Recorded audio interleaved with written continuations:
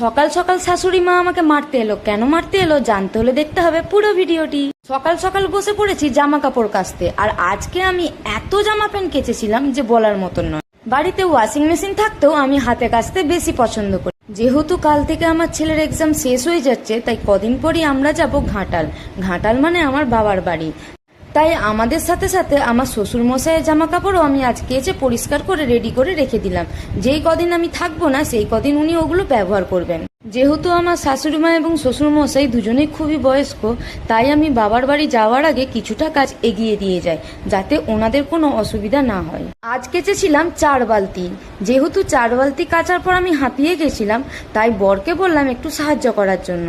আর এইদিকে আমি এত কেচেছি, আর এইদিকে আকাশের মুখ দেখছি খুবই ভার। আকাশের বোধহয় খুব অভিমান হয়েছে। তাই বৃষ্টির কথা চিন্তা না করে আমি জামা প্যান্টগুলো মিলেই দিলাম, কারণ আমার বাড়িতে যে ওয়াশিং মেশিনটি আছে সেটি সোপ করাও যায়। সত্যি বলতে আমি রেগুলার এত পরিশ্রম করার পরও কেন যে রোগা হই না সত্যিই বুঝতে পারি না। যেহেতু আমার ছেলের এতদিন এক্সাম চলছিল, তাই আমাদের এখনো পুজোর মার্কেটিং করা হয়নি। তাই আমরা বাবার বাড়ি থেকে ঘুরে এসেই মার্কেটিং করতে যাব। সত্যি বলতে সব মেয়েরা পুজোর সময় তার বাপের বাড়ি যায়, আমি ফিরে আসি আমার শ্বশুর বাড়িতে। আর এই বছরও আমাদের যাওয়ার কোনো প্ল্যান ছিল না, কিছু কারণবশত আমাকে যেতে হচ্ছে। কাল ছিল আমাদের বাড়িতে গোট পুজো। গোট পুজোটা আগে আমাদের বাড়ি থেকেই যেত, কিন্তু এখন কিছু কারণবশত সেটি আর যায়নি। প্রথমেই দেখে নেব গোট পুজোর জন্য কি কি সবজি এবং ফল গেছিল। লেগেছিল ছোলা, মটর, মুগ ভিজা, তার সাথে লেগেছিল কলা, আতা, পেয়ারা, আপেল, ছাঁচি কুমড়ো, নারকেল, পুঁই শাক এবং কুমড়ো, কচু আর আখ। তার সাথে লেগেছিল চালতা। আখ আর চালতাটি অবশ্যই লাগবে। তো সব রকম সবজি আমি এখানে কাটতে বসে গেছি, আর এইদিকে আমার ছেলে পরীক্ষা দিয়ে চলে এসেছে। আজ ছিল আমার ছেলের ম্যাথামেটিক্স এক্সাম। যেহেতু আমার ছেলে আইসিএসসি বোর্ডে পড়ে, তাই ওদের এই সময় হয় ফার্স্ট টার্মিনাল এক্সাম। আর যেহেতু ও ক্লাস 4-এ পড়ে, তাই চাপটা ওর একটু বেশি।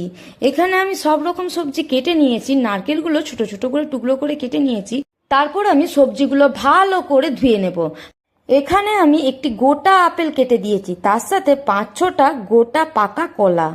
এখন আপনারা ভাবছেন হয়তো যে পাকা কলা আর আপেল দিয়ে কোনো সবজি হয় কিনা। হয়। এই সবজিটির নাম হলো পাচন তরকারি। এই তরকারিটি খেতে হয় দুর্দান্ত। আর এই তরকারিটা আপনি অন্য সময় করে খেলে অতটা টেস্ট লাগবে না, কিন্তু পুজো করা এই গোটের প্রসাদ দিয়ে যখন এই তরকারিটা বানাবেন খেতে লাগবে অপূর্ব। তো চলুন কিভাবে বানালাম তরকারিটা দেখে নেওয়া যাক। প্রথমে আমি ছোলা, মটর, মুগ ভেজাগুলোকে প্রেসার কুকারে সেদ্ধ করে নিয়েছিলাম। তারপর যত রকমের সবজি কেটেছিলাম সবগুলো ভালো করে ধুয়ে নিয়ে প্রেসার কুকারে সিদ্ধ করে নিয়েছিলাম। তারপর আমি একটি মশলা বানিয়েছিলাম। মশলায় নিয়েছিলাম আদা, গোটা জিরে, কাঁচা লঙ্কা